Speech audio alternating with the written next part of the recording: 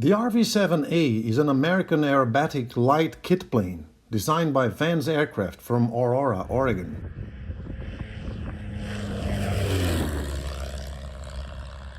It's a two-seater with side-by-side sitting, and it's famous for its performance, efficiency, and impeccable flying qualities. The RV-7 was born in 2001 with the complex mission of replacing the enormously successful RV-6, designed from 1985, that had been the best-seller at Vans up to that moment. The 7 had all the good qualities of the 6 and more, offering slightly improved headroom in the cabin, greater fuel capacity, longer CG range better suited for the installation of heavier power plants, a vertical stabilizer with greater area that improved spin behavior and eliminated the limitations that the RV-6 had in that regard. And most of all, the RV-7 kit was easier and faster to assemble, since it was developed in the modern era of computer-aided design and CNC machines.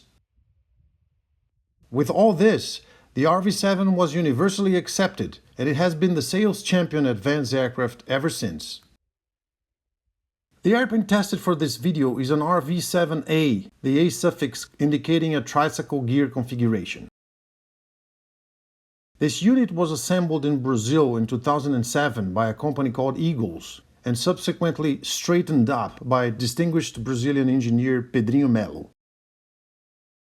The RV-7a is 20 feet long, with a wingspan of 25 feet. The engine on this unit is an injected Superior Air Parts XP360, equipped with inverted oil and fuel. The prop is a two-bladed constant-speed Herzl. Like all RVs, the 7 is made of metal with monocoque construction. The wings are rectangular with no tapering. The tanks hold 42 gallons, 21 on each wing, with drain valves on the undersides.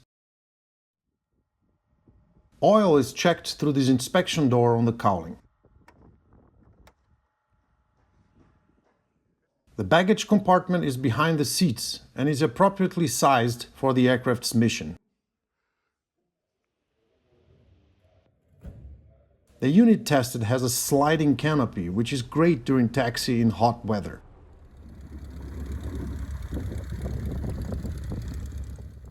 Okay, now let's get inside.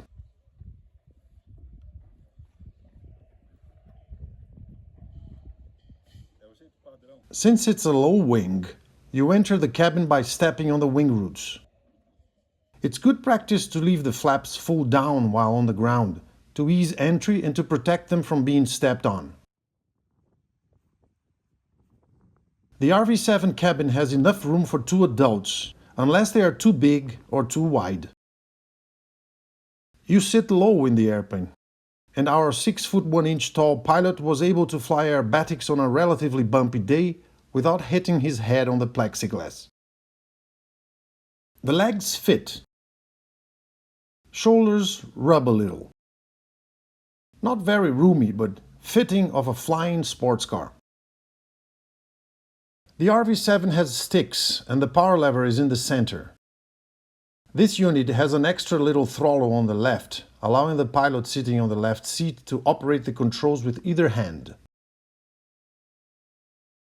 The airplane we flew is equipped with a Dynon D100 and a GPS Garmin 296 built into the panel. Pitch trim is mechanically actuated through this knob on the center console. Also here are the aileron trim, which is electrical, the standby air intake knob, and the fuel selector with left, right and off positions. The left tank has a flop tube, so for aerobatics that include negative Gs, that's the tank to be used. Flaps are electric, selected through this switch. Here, their position is shown. There's a PTT on each stick. Okay then, clear prop.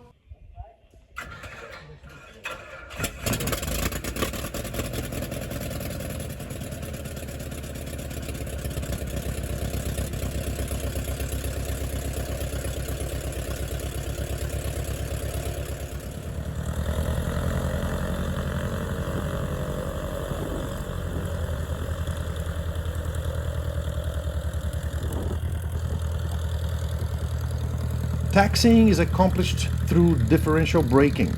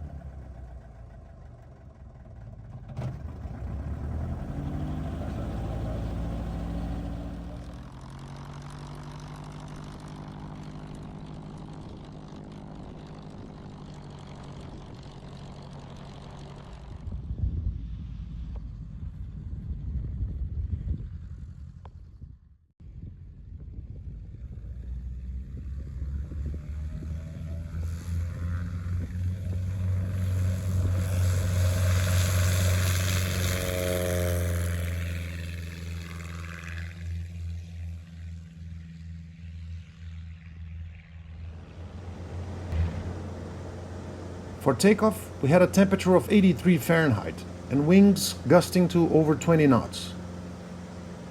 On a grass runway with 15 gallons of fuel, a QNH of 2983, and 2 adults on board, the RV-7 was off the ground in 500 feet.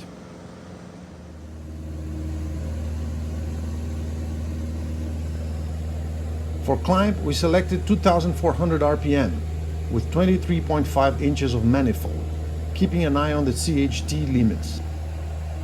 Maintaining around 85 knots IAS, we saw a climb rate of between 1,000 and 1,200 feet per minute.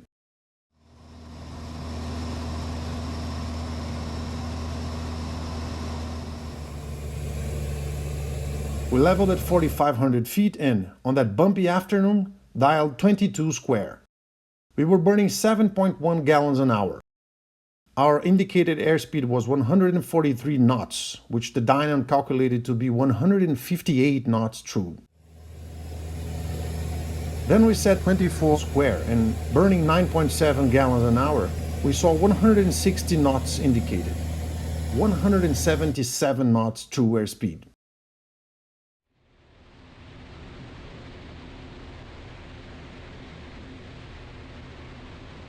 Control forces are very light in the RV-7. The airplane is very well balanced and it's stable enough for cross-country flying or even for some unpretentious floating around. But it reacts promptly to any control input, delivering immediate, precise responses. The way you sit inside the RV-7, sort of sunk low in the cockpit, combined with the high performance and sporty flying qualities of the little airplane, make you feel like you're flying a vicious hot rod. Well, it certainly is fast, but vicious? No. In fact, it's quite the opposite of that. The wings on the RV-7 employ a NACA 230 airfoil, which is a fairly traditional profile. Low-speed behavior in the RV-7 is comparable to that of much lower performing aircraft. The 7 stalls at greater speed than a primary trainer, for example, but does so politely, and recovery is almost immediate.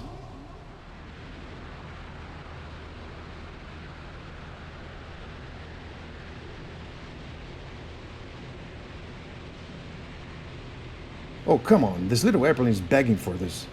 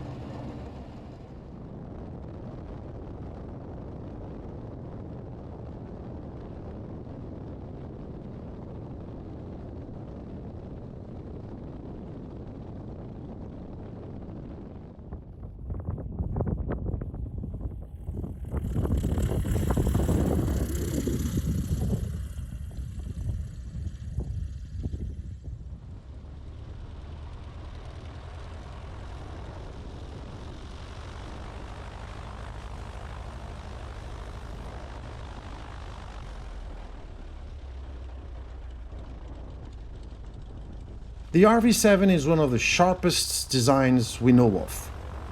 It delivers high performance without the price of being a critical or complicated machine.